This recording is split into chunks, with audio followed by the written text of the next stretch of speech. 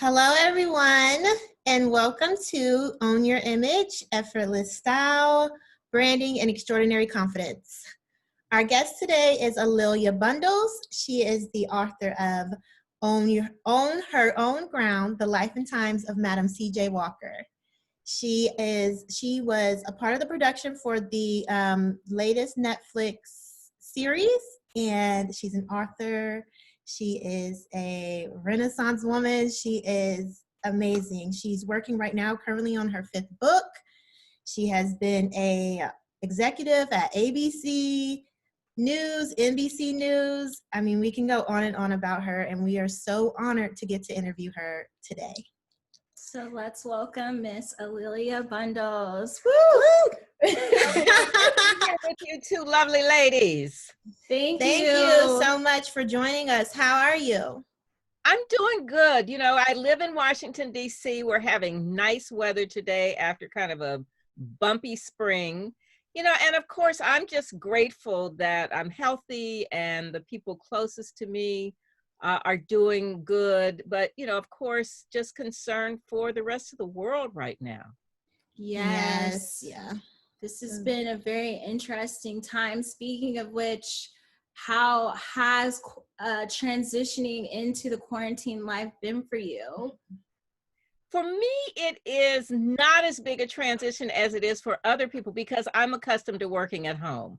I left my corporate life more than a decade ago, so I really am used to being at home.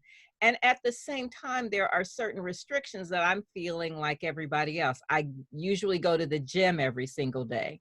I walk around my neighborhood. I like to just go walk through a store and browse around, but those things aren't really available to me. So I've had to change my routine, some of my self-care routine. I'm still trying to find the balance right now.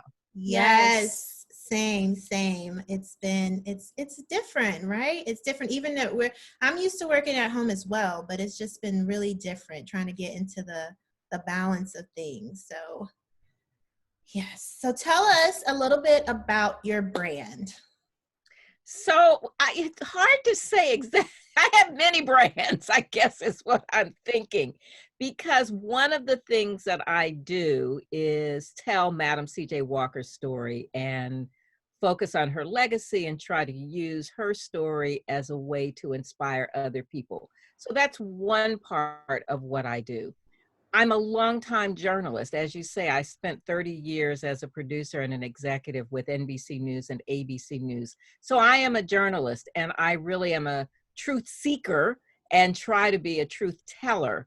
And I think that nonfiction part of me, that journalist part of me, is very much my personal brand and what I'm about. And I also try to be a person who is very much involved in community activities and volunteer activities. So I serve on a number of nonprofit boards and advisory boards. So I tell Madam Walker's story. I'm the brand historian for MCJW, the line of hair care products inspired by Madam Walker that are manufactured by Sundial Brands. I tell Madam Walker's story and A'Lelia Walker's story and write books about them. And then I have my own personal brand, which is being a journalist. Speaking of Madam C.J. Walker's story, what brought you to telling her story? Well, I grew up in a household where I was surrounded by things that had belonged to Madam C.J. Walker and her daughter, A'Lelia Walker, who I'm named after. The silverware that we used every day had Madam Walker's monogram, CJW. Oh. The china that we used on special occasions, on holidays, had been Madam Walker's at Villa Lawaro. We had this beautiful sterling silver punch bowl that my mother made eggnog in every Christmas that had belonged to the Walker women. And my mother was vice president of the Madam C.J. Walker Manufacturing Company when I was growing up. Wow. So I knew about these famous relatives, but my mother was really wise about not making it too big a deal. So I didn't feel pressured about it. But I really wanted to become a journalist and a writer. And when I pursued that career, I went to journalism school at Columbia's Graduate School of Journalism in New York. And my advisor, Phyllis Garland, the only Black woman on the faculty, recognized my name, Alelia, with its unusual spelling, and realized that I had a connection to Madam Walker. And she said, that's what you're going to write your master's paper about. So that was 1975, a long time ago, but also a time when not very many people were publishing books by and about African Americans, but it was really Phil Garland who validated this for me as an important story. And so it has become, in addition to my career as a television news producer, it has become my life's work. That's amazing. That's amazing. Wow. That's very, very inspiring as well. It is. And so along your journey of writing and becoming an author and telling Madam C.J. Walker's story, how were you able to stay true to who you are, and really how did your core values stick with you as you continued in that journey? A lot of it has to do with my parents. My mother had really grown up with this sense of being part of the Walker family. And I think she felt a much bigger pressure than I did. When she went to Howard, everybody knew that she was Madam Walker's great-granddaughter. And she majored in business and chemistry because she was expected to go into the family business. But she wanted me and my brothers to follow our own passions. And so I think that was an important message to me. Both of my parents were very involved in community activities, leaders in the community. Education was something that they stressed. And so those kinds of core values were really important to us, and to be a part of your community, to give back. And of course, along the way, you are tested, as we all are. Yes. You know, with bosses who just don't have your best interest at heart, with racism that is a part of our society, with people who want you to compromise who you are. And sometimes you do find yourself compromising, and then you have to kind of get hold of yourself and say, what is it that is I'm not going to do? What is the line I'm not going to cross? And I certainly had a few of those. I was really lucky to have great mentors when I was in the midst of my career, but I also had people who really were, you know, no matter what I did, it was wrong. And I just kind of dug down deep, and I realized I'm not going to let these people destroy me. And I would make a plan that I was going to leave. And I didn't tell those people who were making the biggest trouble for me. I just made my plan. And then when it was time to go, and when I was ready with enough money in the bank, I said goodbye, and I smiled, and I left. That's great. Yeah. Speaking of which, do you want to go to the next question? Because I went. Speaking of which, so just talking about your personal branding and how your values played a part, how do you think your branding affects your personal image? And how do you connect the two? Or is it the way you brand, and you brand to continue on the Madam C.J. Walker legacy? Do you brand that separate from yourself, or is it all tied together? Well, you know, they are separate, because I really do have a life as in leadership roles as a trustee at Columbia University. I'm a board member on the National Archives Foundation. I spent 2 terms as president of that board. And so my Madam Walker life and work don't really come into play when I'm doing those things, even though obviously people know that's what I do, and that's part of the reason that people may want me to be on a board. But my day-to-day work in those other arenas is not really focused on my Madam C.J. Walker work. So I try to be a person of integrity. I work really hard. I try to make sure that I am doing absolutely the best job I can, and doing whatever it is for the particular organization that advances its needs that are also consistent with mine. So those are things that are important to me. I'm also on the advisory board for the Schlesinger Library for the History of Women in America at Harvard's Radcliffe Institute. That's where I'm going to leave my papers. But I do these kinds of community activities in part because I just really love their mission, but also because I get so much back from being a part of that. So that's the part of my personal brand. And, then we all have social media personas. Yes. And I have several different things going. I mean, actually today is a particularly interesting one because my Instagram account has been impersonated. So there is somebody who created a separate account that slightly misspells my name. And so for the last 48 hours, I've been dealing with that and trying to get it taken down and really sort of going back and forth on that. And whoever has created this account has been direct messaging people and asking them to invest in some real estate. So people who don't really know me well might think, oh, I can trust this because she's certainly a person of integrity. So that's a challenge for me.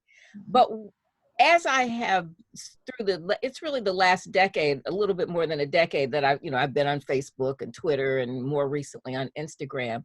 And I have created several different ways of dealing with it.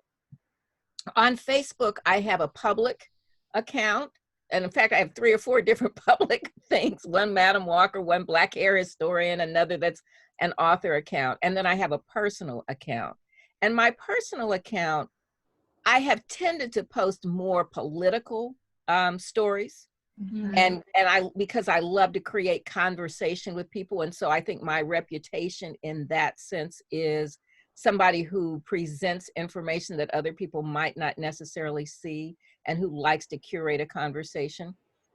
But on my public author page, I very rarely post anything political. Now, I'll do something about voting rights or social justice, which for me is just like a no-brainer. But I don't post other things that are real political. On Twitter, I tend to only post things that have to do with the work that I'm doing as an author. Every now and then I will post something, but I don't like to use Twitter as a place to have arguments with people. I'm not kind of interested in, people who want to fight on Twitter. And Instagram has been an entirely different thing where that really is almost entirely about the work that I do as an author or public appearances that I have. So that's kind of personal brand. Now that's where my Madam Walker work and my personal work as an author kind of overlap. Right. And when I'm talking about Madam Walker, I'm really trying to promote her legacy and promote her story. Okay. Yeah, juggling social media is as a brand and then your personal and your brand. Sometimes it can you're like, okay, what should I post here? Should I post here? Should I post there? And then I think people who I think really have a nice balance and a nice mix. And I sort of aspire to that, but I am nowhere near it. But when I see someone like Nicole Hannah-Jones, who wrote the 1619, who edited the 1619 Project for the New York Times, who just won a Pulitzer Prize, or Ava DuVernay. Those are 2 people who I follow and who I think do an incredible job of both mixing the personal and the political and being advocates. So they have great followings and they have earned their reputation. So I'm not anywhere near that. I just kind of look at them and admire what they do. Well, you're doing great. You have all of keeping up with all of those social medias. We can't even keep up with our Twitter and like everything. It gets kind of crazy sometimes, but Facebook and Instagram is like where we're at, and like she said, it can start to get to be a lot, especially keeping up and not being able to cross things over, and you want to use one thing here and another thing there. So you are doing amazing. Thank you. You talked about earlier digging deep and going after what you loved and really continuing on that journey, even in the midst of people maybe saying no. Can you tell us a little bit more about diving deep into that and what that looked like and how you got through that, and just really walking in what you believed you wanted to walk in and being confident in that? It is absolutely important to know who your allies are. The people who are going to be with you. Some of them, sometimes they are your professional colleagues, sometimes they are your friends, sometimes they are your family. And then keeping your own counsel. But I'm thinking in particular of the last corporate job I had been through some rough patches with a boss who, just we really didn't get along. I mean, I don't even, it's like just one of those things, personality conflict. Nothing I did was right, even though I was doing lots of things that were right in other arenas and even in that arena. But sometimes you just have a conflict with somebody. Right. And I knew at that point that it was time for me to leave. And every time that happens, I kind of pivot and find ways to express myself professionally. So I was hitting a roadblock at work. And then I started volunteering with one of my alumni associations and becoming involved in leadership roles. So I was developing leadership skills that I was being blocked from doing at work. But then coincidentally, a year or so later, there was another person who was an executive in the same arena who saw what I was doing, who realized I had talents and who realized I was getting blocked here and invited me to do some other leadership roles at work. So I pivoted from one boss who was giving me a hard time to another who recognized my leadership skills because I'd been developing them in another place. And I became deputy bureau chief of the Washington Bureau in Washington, D.C. So my new boss, Robin Sproul, and she was a person who was really great and is really great at seeing other people's talents and lifting them up. So I worked with Robin as her deputy bureau chief. And then I was ready to write a book. I took some time off from writing the book to write the book that became On Her Own Ground, that became the inspiration for the Self-Made series. Came back to work and then worked with Robin. And then I decided it was time for me to leave permanently. So I left, but then I came back because Robin identified another position for me. And I worked as the director of talent development. So that's why you don't burn bridges. Even the people who you really, Great tip. really don't like, you just kind of go, okay, and just. Right. Keep it professional. Well. Mm-hmm. And so I came back, and then the person for whom I was working at that point, I think it just, some relationships just sort of don't go well over time. And I realized that I had other things I wanted to do. And so this is about me making a plan. I said, okay, this is one little thing happened that after a series of things. And I said, okay, so this is not going to be where my future is going to be. So let me map out my departure. Let me map out a strategy, which is what I did. And 6 months later, I said, it's been great. Now I'm gone.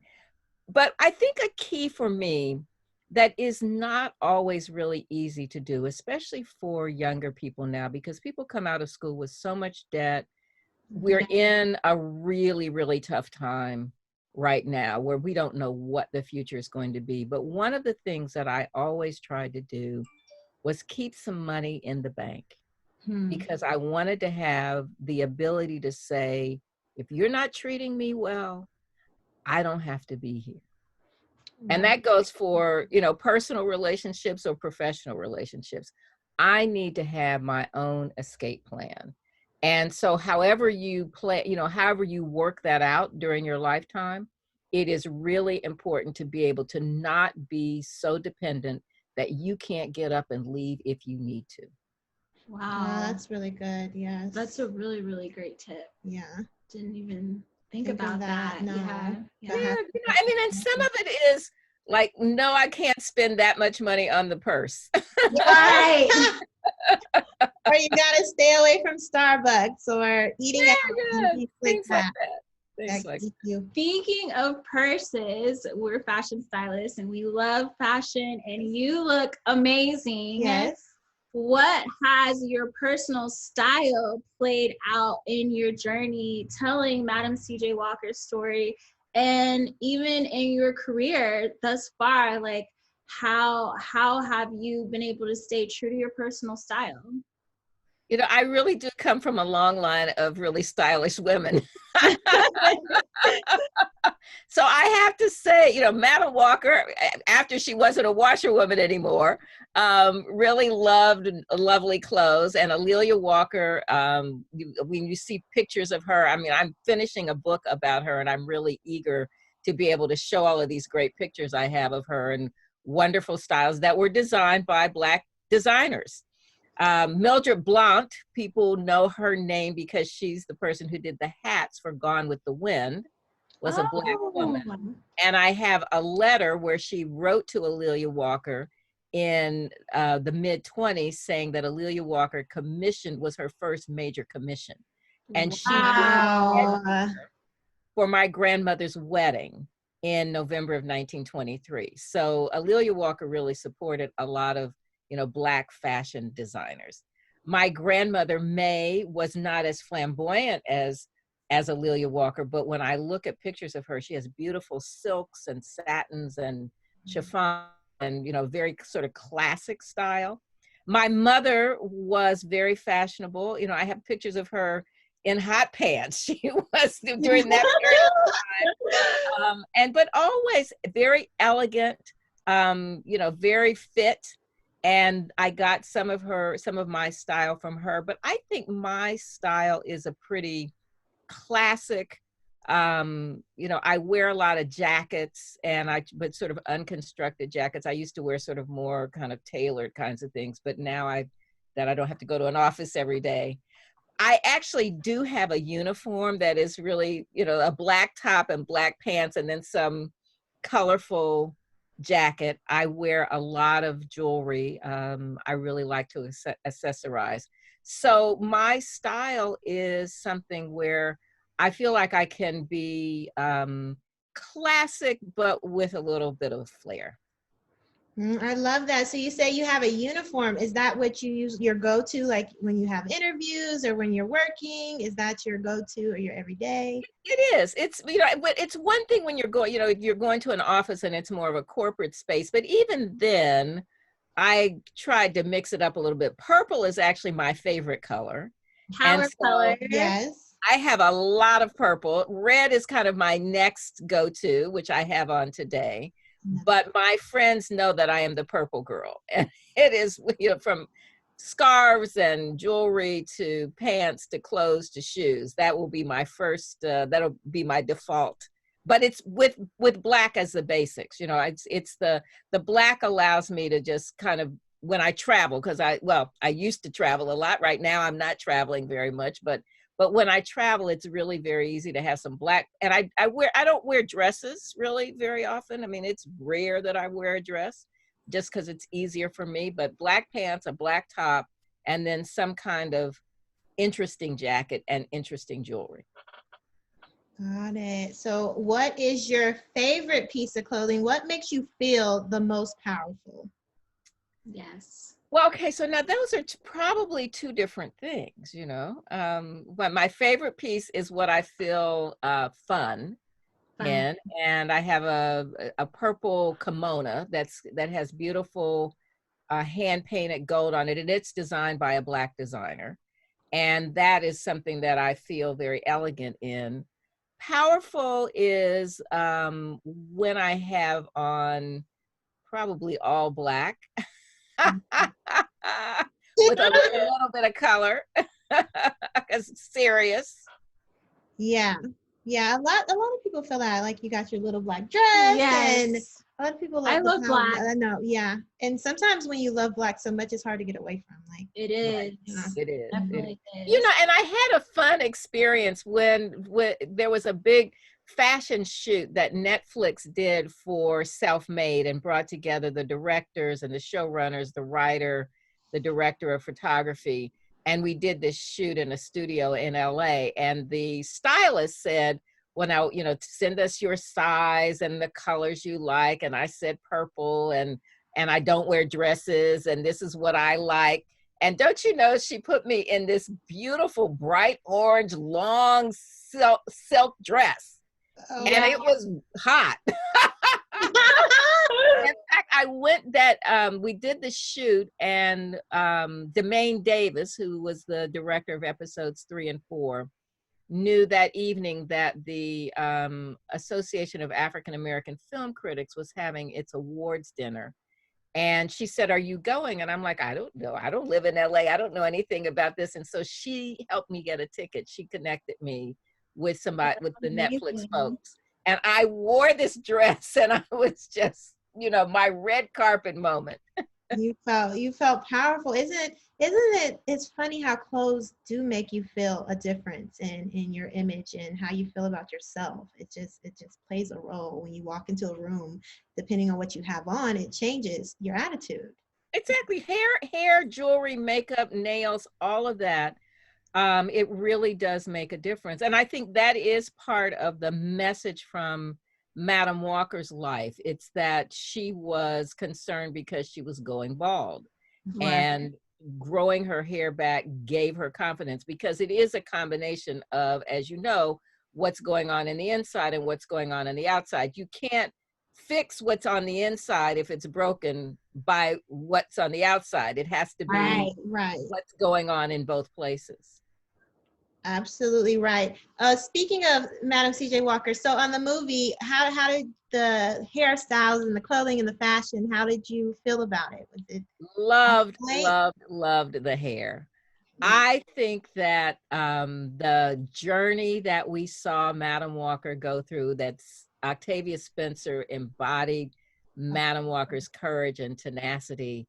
And you could see that journey from the patchy hair to the growing hair. And then as the movie progressed, all of the incredible styles from the early 1900s, and then the incredible styles that were on all of the other characters. So, that wig budget was Ooh. huge, because Yes, the hair and the fashion. I was just like, oh my gosh, these hairstyles are amazing. It was so good. It was so good to see. well, and I mean, that is one of those things I really do credit the producers for realizing that in a movie about a woman who was a hair mogul, the hair had to be right. Because how many movies have we seen where the Afro wigs are whack? Right.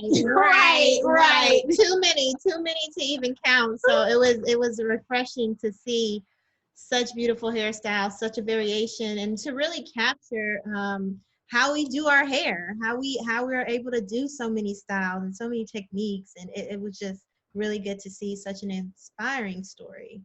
Well, and that another of the things that I liked about the series is that it really did reference how much what we're doing now really has its roots in our history.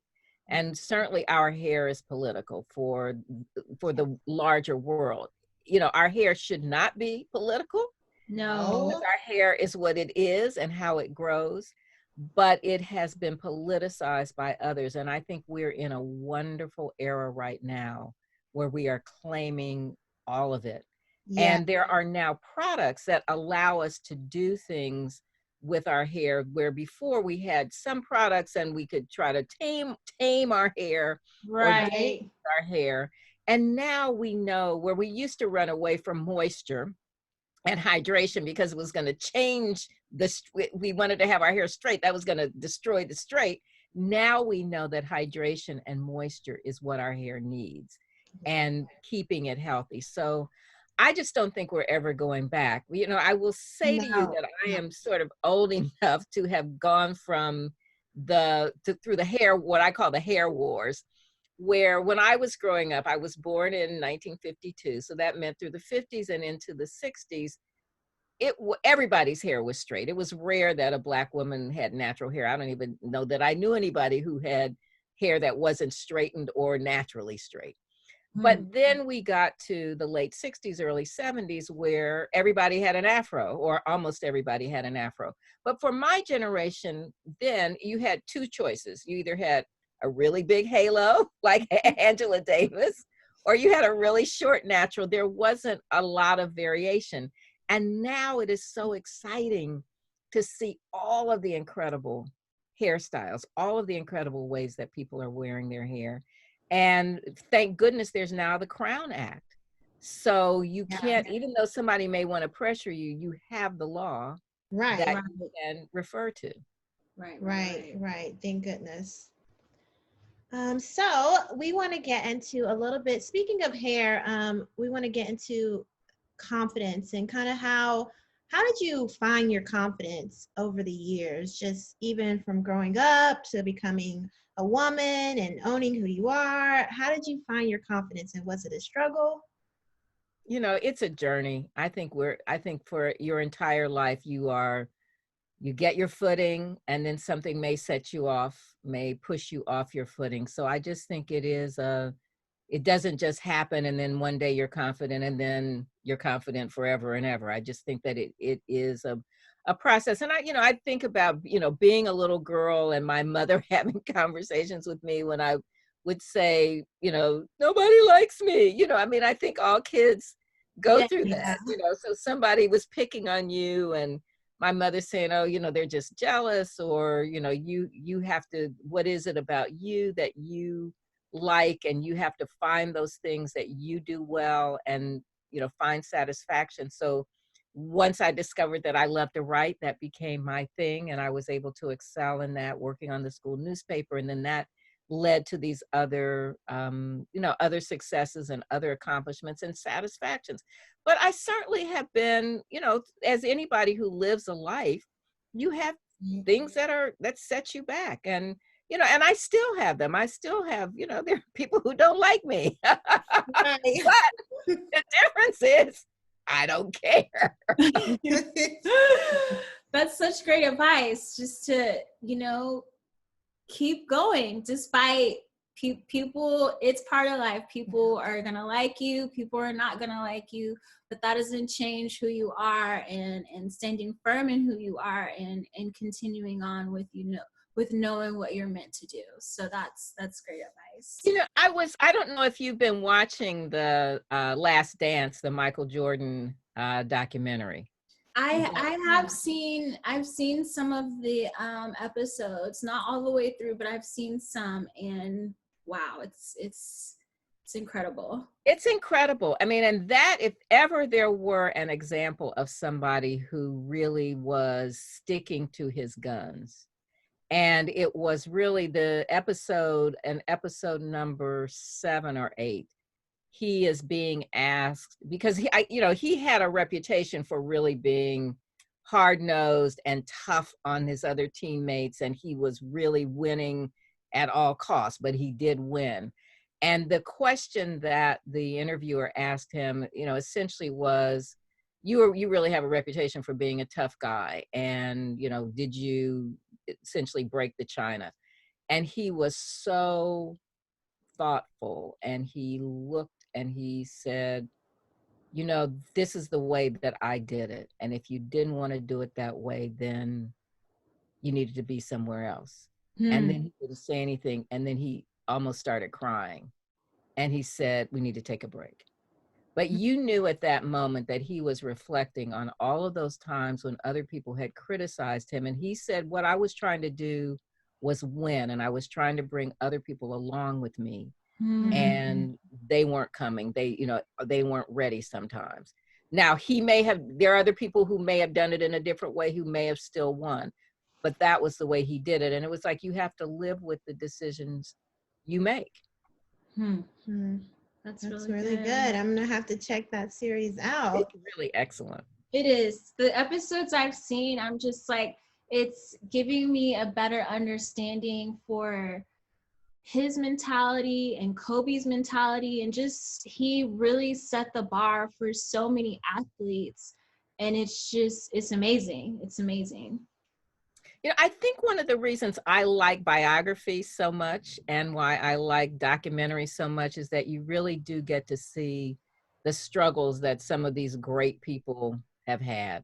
It's why I really enjoy writing about Madam C.J. Walker, that I have been able, through literally almost 50 years of writing about her, to see who she was, to see that she had a difficult early life, but that she was mentored by especially the women of her church, her brothers who had been barbers, and that she absorbed all of the lessons. And then when she was in a position to be the boss, she empowered other people. She reached back and she showed them the way. She picked great leaders. She taught them, she realized that they wanted some hair products, but what they also really needed was education and economic independence. And then when she had her first convention of her sales agents, she gave prizes not just to the women who had brought in the most new agents or sold the most products, but also to the women who contributed the most to charity. And she said to them, I want you to understand that as Walker agents, we need others to look at us and realize that we care not just about ourselves, but about others. And at the end of the convention, they sent a telegram to President Woodrow Wilson urging him to support legislation to make lynching a federal crime. So it was this whole package of, yes, we need hair products. Those products are going to empower us. They're going to make us feel better about ourselves. We have more confidence, but now we need to use what we've learned to make a difference in the world.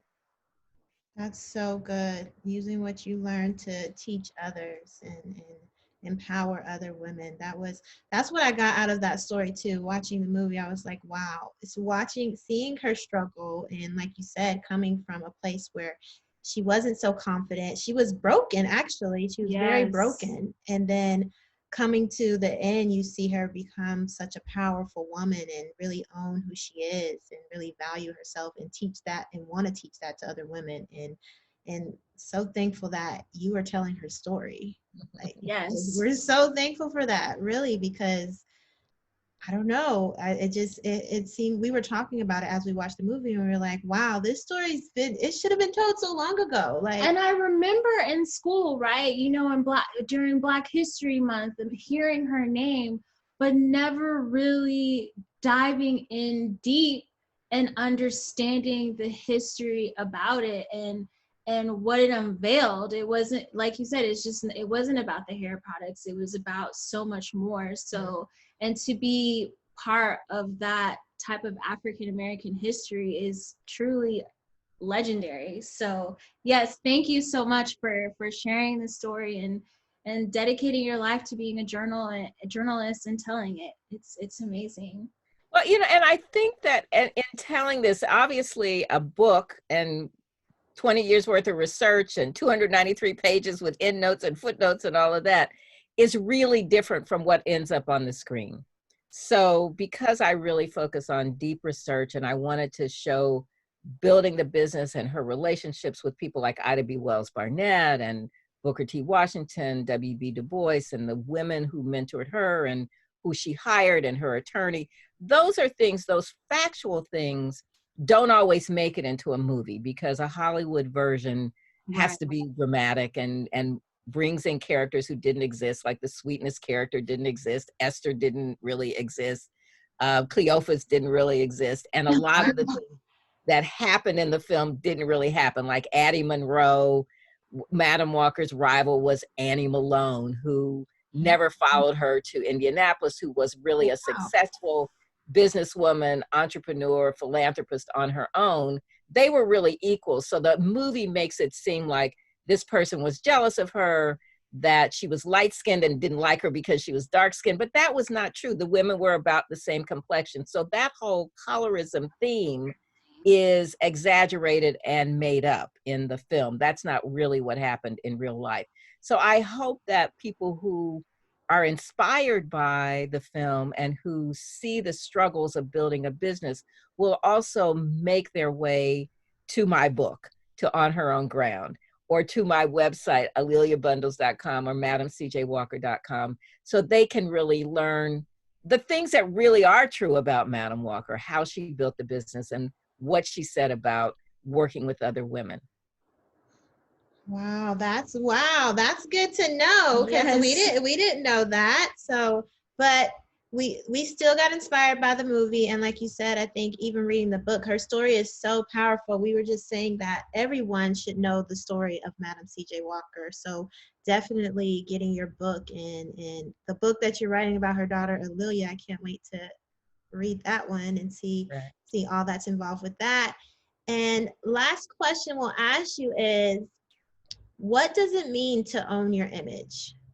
Yes, especially since you're writing the book, Own Your Own Ground. I feel like perhaps these two things sort of coincide. So please let us know what it means to you to own your image.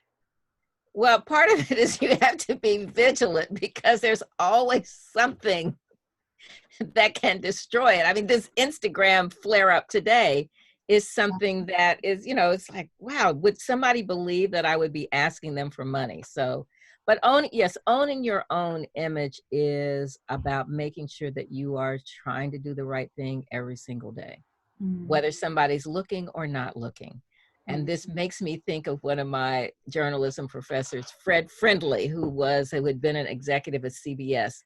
And one of the things that you learn as a journalist is that you're not supposed to stage things. You're not supposed to pretend that something happened that didn't happen. You are documenting the truth and the things as they happen without putting spin on it. And there are people who, as they call, stage things. Now, in Hollywood, you can stage things. That's what you do. You make stuff up. But in journalism, you're not supposed to make things up. You're not supposed to stage things.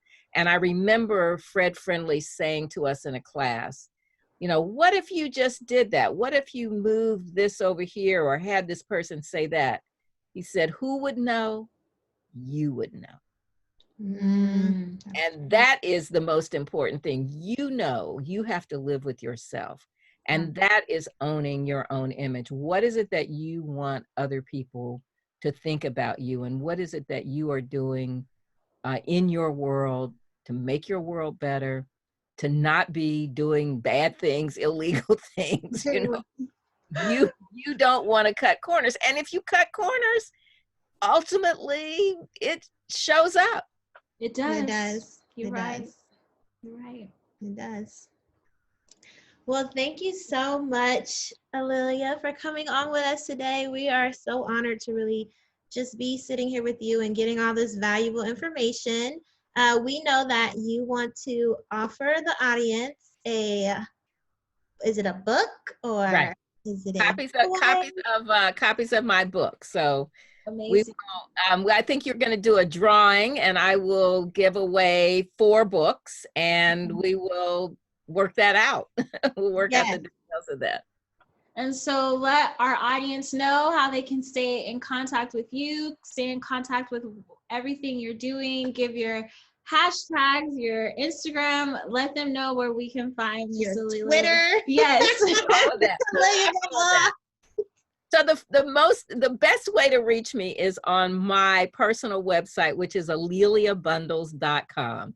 ALELIA bundles.com, and people can sign up for my newsletter. We also have madamcjwalker.com, MADAMCJWalker.com. And on Twitter and Instagram, I am at A'Lelia Bundles. And I'm on Facebook on an author page that is A'Lelia Bundles. So I look forward to being in touch with folks. Amazing. Folks, you've got all the information. Stay in tune with Miss A'Lelia Banks, and thank you so much for being on Own Your Image, Effortless Style, Branding, and Extraordinary Confidence. And we'll talk to you soon. Thank you.